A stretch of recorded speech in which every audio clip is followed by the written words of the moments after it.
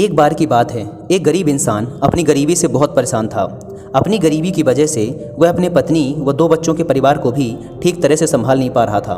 उसके लिए अपने परिवार के लिए 2 टाइम का भोजन जुटा पाना भी मुश्किल हो रहा था।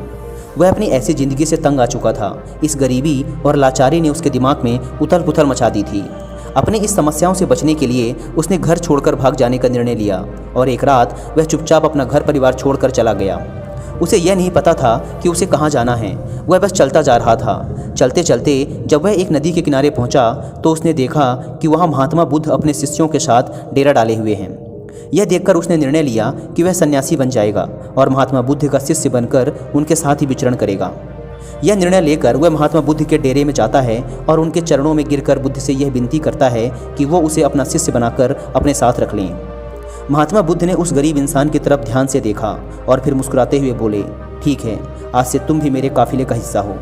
अगली सुबह जब महात्मा बुद्ध का काफिला आगे बढ़ा तो वो भी उनके साथ चल पड़ा। गर्मी का मौसम था और तेज धूप भी थी, लेकिन महात्मा बुद्ध का काफिला लगातार बढ़ता जा रहा था। जब वे लोग एक जंगल से गुजर रहे थे तब एक बड़े से पेड़ के नीचे सभी लोग कुछ देर विश्राम करने के लिए रुके। तेज धूप व लंबी यात्रा के कारण महात्मा बुद्ध को बहुत जोरों की प्यास लगी थी। इसलिए महात्मा बुद्ध ने अपने नए शिष्य से कहा, यहाँ पास में ही एक सरोवर है, तुम वहाँ से मेरे लिए पानी ले आओ। महात्मा बुद्ध की आज्ञा पाकर वो गरीब इंसान सरोवर की तरफ पानी लेने चल पड़ा। जब वह सरोवर के पास पहुँचता है तो देखता है कि वहाँ कुछ जंगली जानवर सरोवर के पानी में उछल कूद मचा रहे हैं। उसके सरोवर के पास आते ही सारे जंगली जानवर उससे डरकर वहाँ से भाग गए। उसने देखा कि जानवरों की उछल कूद की वजह से तालाब के नीचे का कीचड़ व सड़े गड़े पत्ते ऊपर आ गए हैं और सारा पानी मटमैला व गंदा हो गया है। यह देखकर वह बिना पानी लिए ही चुपचाप वहाँ से वापस लौट जाता है और बुद्ध से जाकर कहता है, बुद्धा, उस सरोवर में तो बहुत ही गंदा पानी था, उसे तो पिया ही नहीं जा सकता। शिष्य की बात सुनकर बुद्ध कुछ देर तक तो शांत रहे, लेकिन थोड़ी ही देर बाद उसे बुलाकर कहा, जाओ उसी सरोवर से पानी ले आओ। महात्मा बुद्ध का यह आदेश सुनकर वह शिष्य पानी लेने तो चल पड़ा, लेकिन अपने मन में यही सोचता जा रहा था कि महात्मा बुद्ध इतने गंदे पानी को पिएंगे कैसे। लेकिन जब वह सरोवर के पास पहुंचता है तो यह देखकर चकित रह जाता है कि सरोवर का पानी एकदम साफ और निर्मल हो चुका है। वह सरोवर का पानी लेकर महात्मा बुद्ध के पास जाता है और उनसे पूछता है कि थोड़ी ही देर में सरोवर का पानी इतना साफ कैसे हो गया। तब भगवान बुद्ध ने उसे समझाते हुए कहा, जब जानवर पानी में उछल कूद मचा रहे थे तब सरोवर का कीचड़ उभर आया था, परंतु कुछ देर शांत रहने पर कीचड़ फिर से नीचे बैठ गया और सरोवर का पानी फिर से साफ व निर्मल हो गया। इसी प्रकार हमारे मन के साथ भी यही होता है।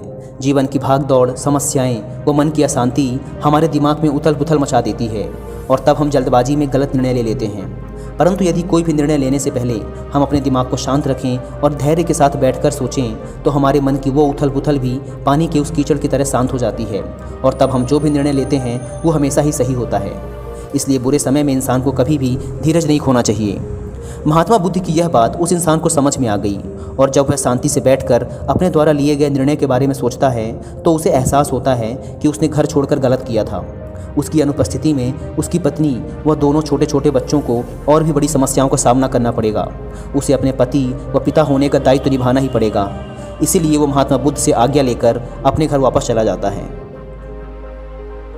दोस्तों, इस कहानी से हमने सीखा कि हमें कभी भी अपने निर्णय अशांत दिमाग व जल्दबाजी में नहीं लेना चाहिए, बल्कि दिमाग को शांत रखते हुए वो भविष्य के बारे में सोचकर ही सही निर्णय लिए जा सकते हैं।